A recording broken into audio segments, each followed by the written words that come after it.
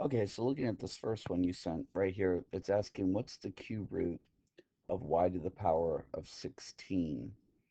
And so like um an easy way to do this is you can, break up powers. Like you can write that as y to the power of 3, y to the power of 3, y to the power of 3, y to the power of 3, y to the power of 3, and then y. And if you add all the exponents, that would add up to 16 right there, right? 3 plus 3 plus 3, and so on. And so what the cube root does is it nullifies the cube power wherever you see that. So that would leave you with 1, 2, 3, 4, 5. It would leave you with y to the power of 5 that basically it escapes the cube root. And then you're left with a single y left behind right there. And that's your answer right there.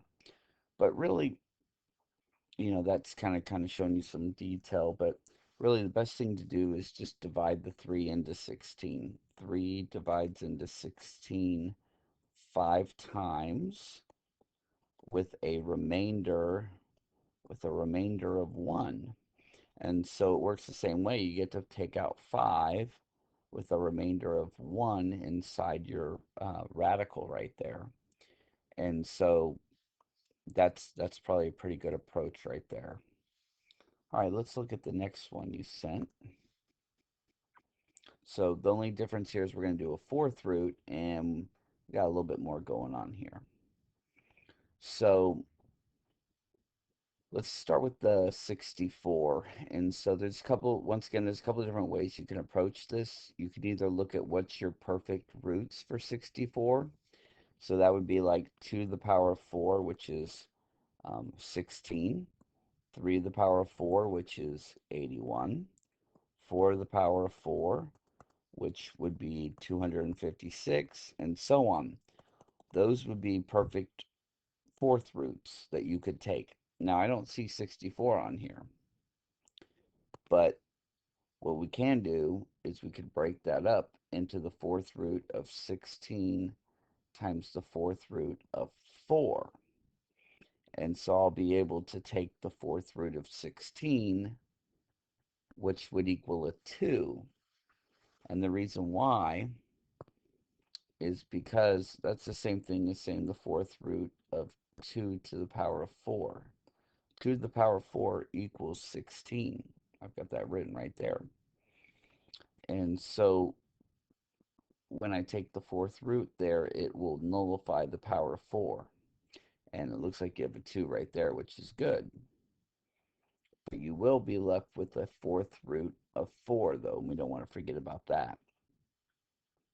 And then we have the variables. And what I would do with that, though, is I would do the same thing I showed you on the previous slide. I would just divide it into it. So with the x, you would have 4 divided into 4. Well, 4 goes into 4 one time. This time you're going to have a remainder of 0. So that means 1x will get pulled out. So that doesn't have a radical sign. And actually, you don't have any left inside the radical sign. And then the next one, dealing with the y, will divide 4 into 6. 4 divides into 6 one time with a remainder of 2. So I'm going to be able to pull a y out of the radical sign, but then I will be left with a y to the power of 2 left inside the radical sign. The last thing that we're going to want to do is clean this up. And the way we're going to do that is we're going to put all the everything that's not part of the radical signs together.